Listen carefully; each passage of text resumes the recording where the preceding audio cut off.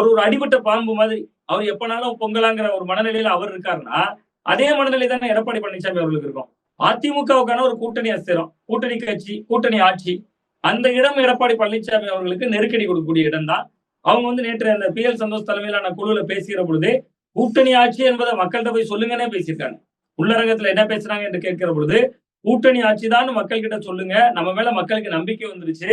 கிட்டத்தட்ட 18% பார்லிமெண்ட் எலெக்ஷன்ல ரிசல்ட் வாங்கியிருக்கோம். அப்ப 100க்கு 18 பேர் மோடி அவர்களை ஏற்றுக்கொண்டாங்கன்னு அர்த்தம். அதை மொத்த கிரெடிட் அவங்க எடுத்துக்கிறாங்க. அதுக்குள்ள இருந்த டிடிவி தினகரன், ஓபிஎஸ் ஓட செல்வாக்கு, புதிய நீதி கட்சி போன்றவர்கள், ஐஜேகே போன்றவர்கள், பாமக அன்றைக்கு ஒன்றுபட்ட பாமக எல்லாருடைய செல்வாக்கையும் சேர்த்து மோடியின் செல்வாக்கை அவங்க எடுத்துக்கிறாங்க.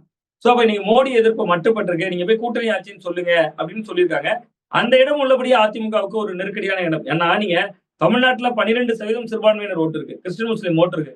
நீங்க பாஜகவோட கூட்டணி ஆட்சின்னு எடப்பாடி பழனிசாமி அவர்கள் போய் மக்களை சந்திக்கிறப்ப திமுக ஒரு தொகுதியில 12,000 ஓட்டு எடுத்திருந்தா இவங்க 12,001.